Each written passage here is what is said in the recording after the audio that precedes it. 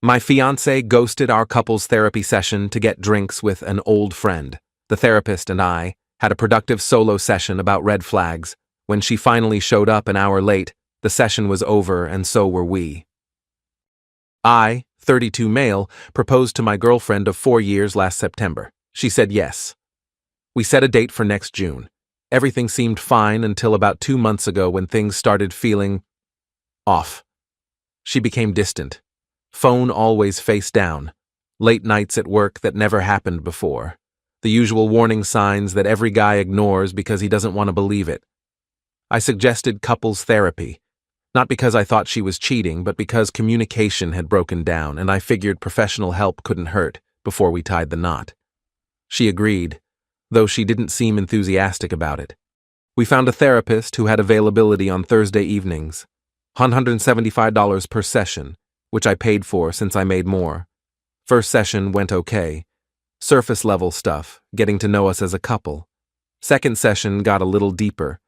The therapist noticed my fiancée deflected a lot when asked direct questions about her feelings toward the relationship. Third session was yesterday. This is where everything imploded. The appointment was at 6 p.m. I left work early, grabbed coffee, and arrived at 5:50, sat in the waiting room. 6 p.m. came, no fiancé. I texted her, "Hey, I'm here. You on your way?" 6:05 p.m. Response: "Running a few mins late. Start without me." Weird, but okay. The therapist called me in. I explained my fiancé was running late. She nodded and said we could begin with some individual reflection. 6:15 p.m. Still no fiancé. I texted again, "Everything okay?" Response: "Yeah, just grabbing drinks with an old friend real quick. Lost track of time. Be there soon." I stared at my phone, read it twice, then showed it to the therapist. "She's getting drinks," I said, during our couple's therapy session that she knew about for 2 weeks. The therapist, to her credit, kept her expression neutral, but I could tell she was mentally taking notes. "How does that make you feel?" she asked. "Like I'm not a priority. Is this a pattern?" And that's when something clicked. Because yeah, it was a pattern. The canceled dinner plans because her coworker needed to vent. The birthday party she showed up an hour late to because she ran into someone at Target. The vacation planning she kept pushing off because she was too busy, but somehow had time for 3 brunches with her college roommate in 1 month. For the next 45 minutes, the therapist and I had what she called a productive individual session. We talked about patterns, red flags, and what I actually wanted from a partnership versus what I was getting. At 6:58 p.m., 2 minutes before the session ended, the door opened. My fiancé walked in, looking flushed, smelling faintly of wine. "Hey, sorry, traffic was insane. Did I miss much?" The therapist looked at me. I looked at my fiancé. "The session's over," I said. "What? No, we still have time." "It ends at 7. You're 2 minutes early for a 6 p.m. appointment." She laughed nervously. "Okay, drama queen. So I was a little late. It's not a big deal." The therapist interjected gently. "Actually, we used the time productively. Perhaps we can discuss this dynamic in our next session." "Dynamic? What dynamic?" My fiancé looked between us. "What did you tell her?" "That you prioritized drinks with a friend over our scheduled therapy appointment." "It wasn't like that. I ran into him accidentally and—" "Him?" She stopped. Her face went through about 7 expressions in 2 seconds. "An old friend from college. It's not what you're thinking. I'm thinking you skipped our therapy session to get drinks with a guy. I'm thinking you lied about running late when you were actually sitting at a bar. I'm thinking this is exactly the kind of thing we're supposed to be working on in therapy, and you couldn't even show up." The therapist excused herself to give us the room. Professional move. My fiancé immediately went on the offensive. "You're overreacting. It was one time. I said I was sorry."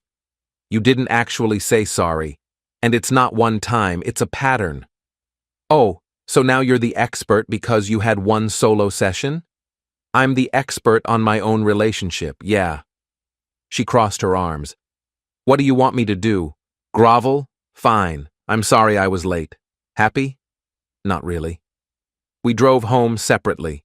She'd taken her own car, which now made more sense. Convenient for stopping at bars on the way to therapy. That night, she tried to act like everything was normal, made small talk about her day, asked what I wanted for dinner. Qley rocked the whole conversation. Finally, around 10 p.m., she snapped, "Are you seriously still mad about this?" I'm reconsidering the engagement. The silence that followed was deafening. You're what?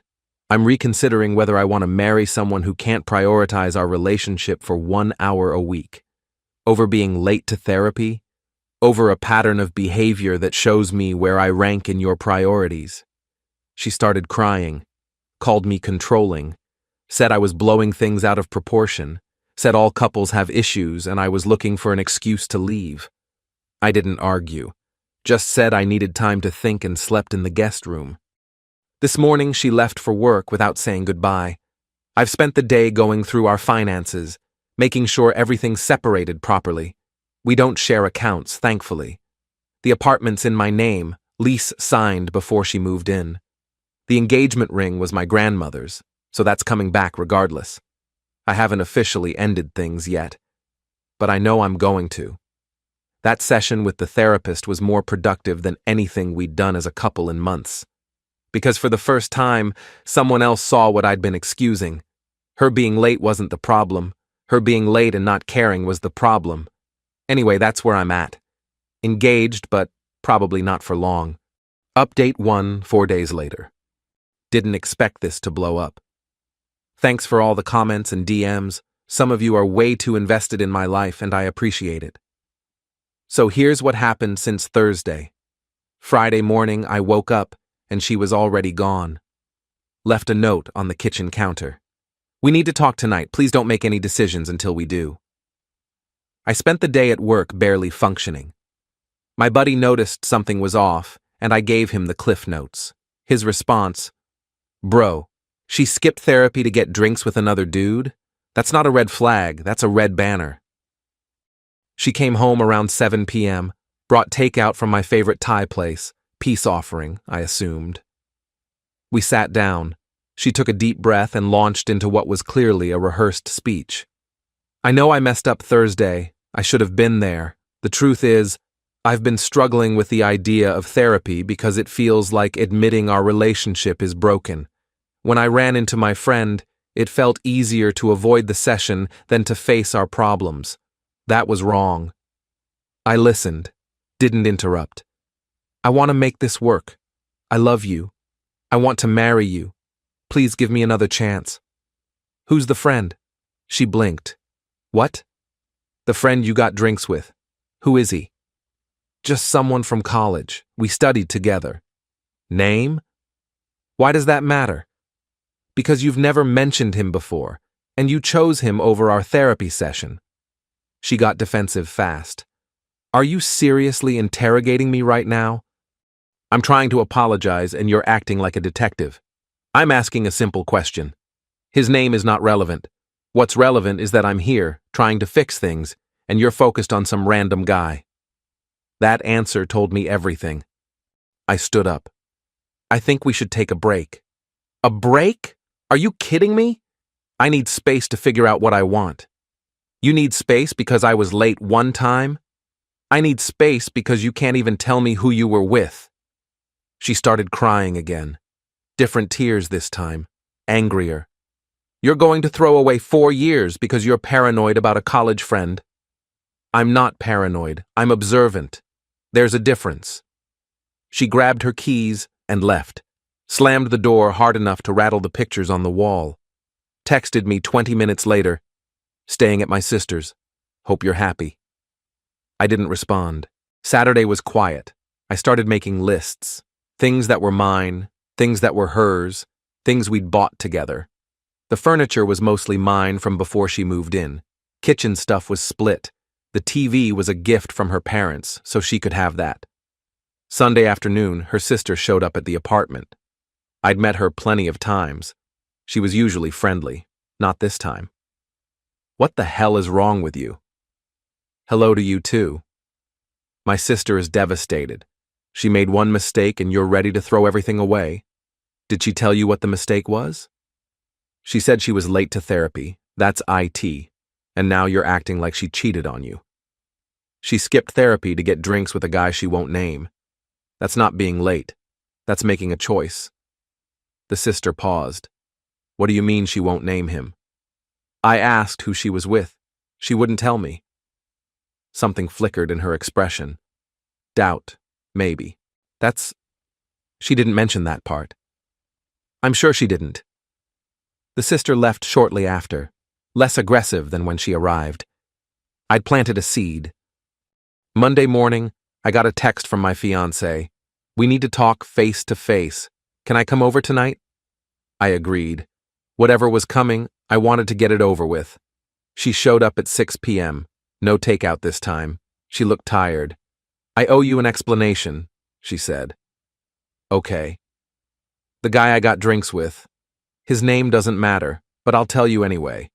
We dated briefly in college, before you and I met. It was nothing serious. You got drinks with your ex during our therapy session. He's not really an ex. We went on like 4 dates. You skipped our therapy session to get drinks with someone you used to date. When you say it like that, that's what happened. She exhaled. Fine. Yes, I made a bad choice, but nothing happened. We just talked. I hadn't seen him in years and he was in town and I made a stupid, impulsive decision. Why didn't you just tell me that Thursday? Because I knew you'd react like this. Like what? Like someone who deserves honesty from his fiancée? Like someone who assumes the worst. You lied to me. You said you were running late when you were at a bar. You said it was an old friend when it was an ex. How am I supposed to trust anything else you say? She didn't have an answer for that. The conversation went in circles for another hour. She apologized but kept defending her decision to hide the truth. I asked for the engagement ring back. She cried, called me cold, said she couldn't believe I was doing this. I told her she had until the end of the week to get her stuff. She left wearing the ring, said she needed to think about it. That was yesterday. Haven't heard from her since, but I've heard plenty from others. Her mom called this morning, left a voicemail about how I was destroying her daughter's life over a minor misunderstanding. Deleted it. Her best friend texted calling me a control freak who never deserved her anyway. Blocked. My phone's been interesting, but here's the thing. I'm not angry anymore. I'm sad, yeah. 4 years is a long time, but I'm also relieved. Because that session with the therapist made me realize I'd been making excuses for years. The lateness, the deflection, the way she always made her choices sound reasonable until you actually thought about them. I deserve someone who shows up, literally and figuratively. Ring's still with her. We'll see how that goes. Update 2, 10 days later. Quick update because things accelerated fast. After my last post, she went radio silent for 3 days. No texts, no calls, no showing up at the apartment. Her sister reached out once asking if I was really serious about this, and I confirmed yes. That was it. Then Thursday happened. I came home from work to find her car in the parking lot. She still had a key, which I'd been meaning to address.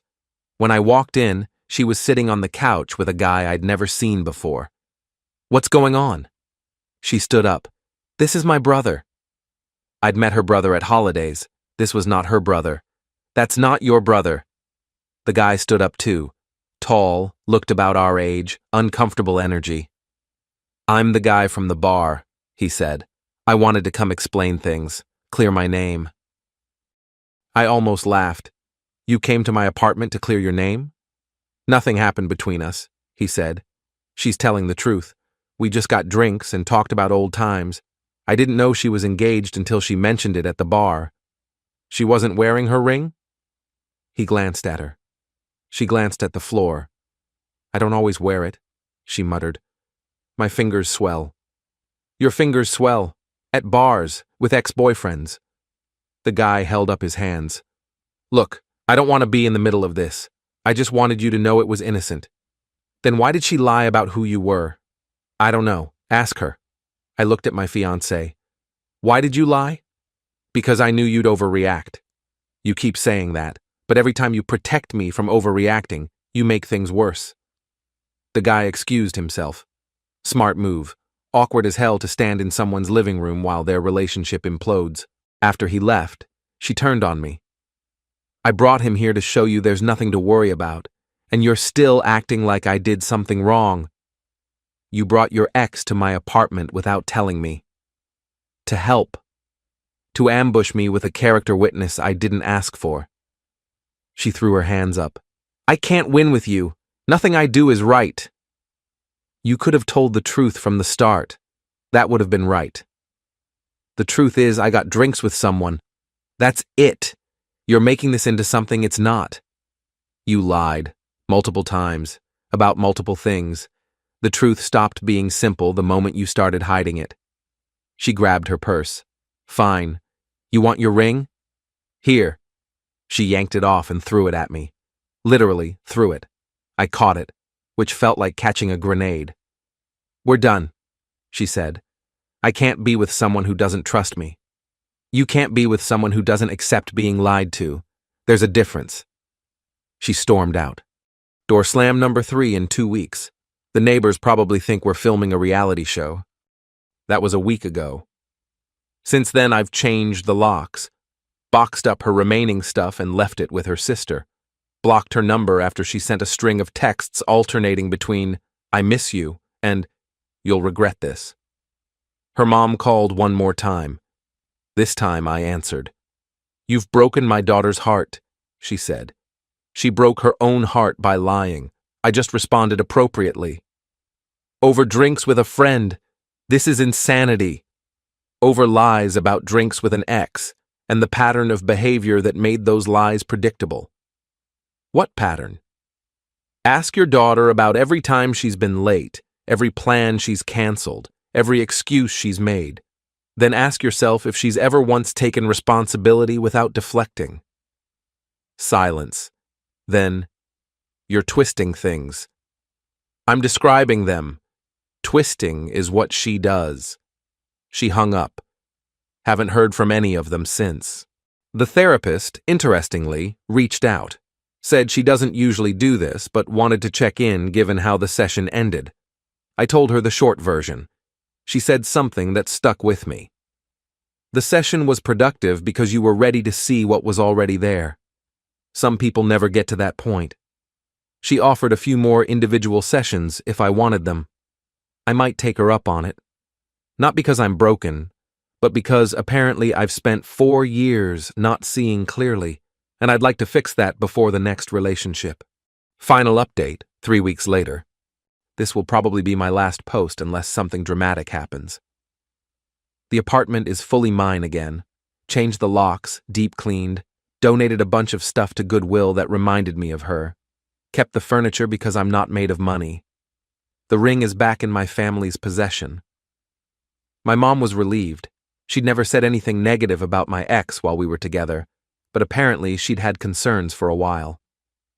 You were always making excuses for her, she said. I didn't want to interfere, but I'm glad you figured it out. Moms know. The therapist and I did 2 more sessions, individual ones.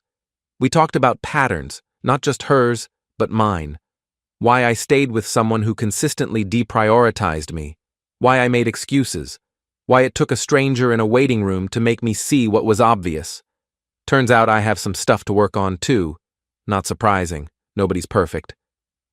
I heard through mutual friends that my ex has been telling people I was emotionally abusive and controlling, that I dumped her over nothing and refused to hear her side. The narrative is predictable. A few people believed her. Most didn't.